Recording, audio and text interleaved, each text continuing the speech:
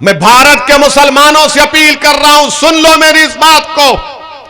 आपको शायद पसंद ना आए मगर सच्चाई बयान कर रहा हूं कि आज भारत की राजनीति में मुसलमानों की कोई अहमियत नहीं है, कोई अहमियत नहीं है।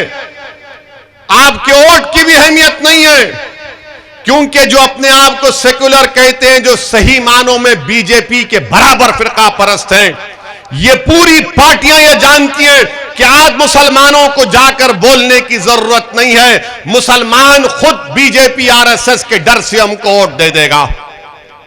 बताओ, क्या ये आपकी हैसियत हो चुकी है कि अपने साथ खड़ा करके एक फोटो नहीं लेना चाहते, अपने मंच पर नहीं बिठाते मुसलमानों को? मेरे अजीज दोस्तों और बुजुर्गों, ये तल्ख हकीकत है, याद रखिए। मेरे अजीज दोस्तों और बुजुर्गों, बदनाम किया जाता है मुझे उसकी कोई परवाह नहीं है, क्योंकि जब मैं मरकर जाऊंगा ये इल्जाम लगाने वाले मेरे लिए नहीं आएंगे। मैं अपने अमाल का हिसाब दूंगा और मेरा रब जानता है मेरे दिल की और मेरे काम को। मैं इनकी दुनिया वालों की खुशी के लिए काम ना कभी किया ना करूंगा इंशाअल्लाह ताला।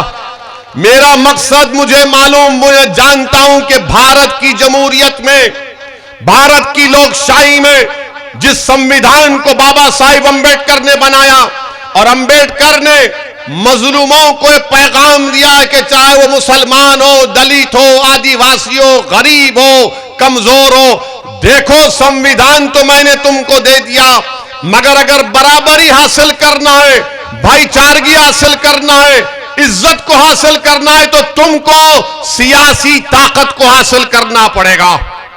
जब तक आप सियासी ताकत हासिल नहीं करेंगे कुछ नहीं होगा। और याद रखो, अंबेडकर ने सही कहा था। जब मीडिया के लोगों ने आज हमसे सवाल करते कि 3 है, 3 का क्या करोगे, उस वक्त अंबेडकर से भी पूछा था कि इतने 90 से ज्यादा दलित लोकसभा में जीत कर जाते हैं, और बाबा साहिब आप दलित समाज की सियासी ताकत के लिए बात करते हैं, इतने बड़ी तादाद में लोग हैं। तो बाबा साहिब अंबेडकर ने कहा कि हां, इतने बड़ी तादाद में जीत के तो जाते हैं, मगर वो अपना मुंह कब खोलते, जब उनको अंगड़ाई लेना है। यही हाल हमारा करके रख दिए। अगर भारत में जमहूरियत है, लोकशाही है, संविधान है, मगर भारत की सियासत की एक तल्ख हकीकत मैं बता रहा हूं।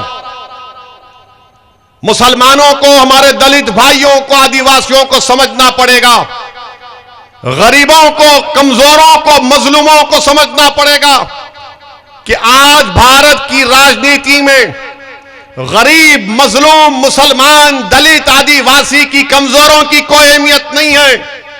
जिसके पास दौलत है वही तो एमएलए एमपी बन के जा रहा है, वही तो जीत कर जा रहा है। जब वो जीत कर जाता है तो क्या उसके दिल में गरीब की, कमजोर की मोहब्बत होगी? क्या उसके दिल में कमजोर को ताकतवर बनाने का इरादा होगा? क्या उसके दिल में एक जज्बा होगा कि मैं उन लोगों को जो नीचे, उनको उठाकर आसमानों पर खड़ा कर दूंगा? वो तो यही देखेगा कि मैं औलत की ताकत पर जीत कर आया हूं, तो मैं अपनी ताकत को मजबूत करूंगा, उसमें इजाफा करूंगा। मेरी आपसे सिर्फ एक ही गुजारिश है कि आप इत्तेहाद पैदा करिए, अपनी जमात का साथ दीजिए। बरसों आपने मुख्तलिफ सियासी पार्टियों को आपने कामयाब किया, एक मर्तबा मजलिस का साथ दीजिए। लोग कहते हैं कि अगर तुम्हारे लोग जीत कर जाएंगे तो क्या करेंगे? मेरे अजीज दोस्तों और बुजुर्गों, हमारा काम, हमारी पहचान है। सरजमीन हैदराबाद पर हमारे 7 अराकीन असेंबली हैं। हमारे वहां के चीफ मिनिस्टर ने हमको दावत दी कि आओ, सत्ता का हिस्सा बन जाओ, मिनिस्टर का एक पोस्ट दे देते, हैदराबाद का डिप्टी मेयर ले लो।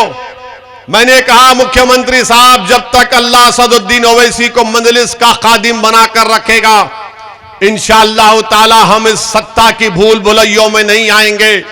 हमको सत्ता से मतलब नहीं है, मंत्री बनने से मतलब नहीं है। हमको जिस चीज से मतलब है, जिसके लिए हम लड़ रहे हैं, जिसकी बुनियाद पर आज ओवैसी इस दरमियान में खड़ा है आपके कि हमारे बुजुर्गों की कुर्बानियों की वजह से, उन बुजुर्गों की एक ही ख्वाहिश थी कि इंसाफ हो, इंसाफ हो, इंसाफ हो।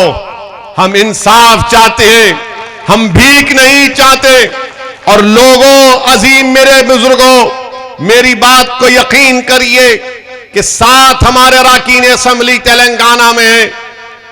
मैं लंबे कामों की फहरिस्त नहीं गिनवाना चाहता हूं, मगर मैंने आज उलमाओं के दरमियान में कहा, आपके दरमियान में भी कह रहा हूं कि 7 अरकान असेंबली है।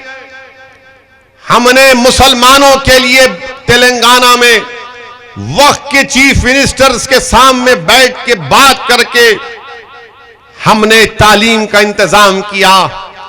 और आज तेलंगाना में 6th क्लास से 12th क्लास तक, 6ठी जमात से 12वीं जमात तक 60,000 मुस्लिम बच्चे और बच्चियां पढ़ रही हैं, मुफ्त में पढ़ रही हैं। उनका बच्चियों का स्कूल और हॉस्टल अलग, बच्चों का स्कूल और हॉस्टल अलग, बेहतरीन मियारी तालीम उसमें दी जा रही है। बताइए, ये काम अगर सरजमीन तेलंगाना पर हो सकता है तो क्या गुजरात में नहीं हो सकता?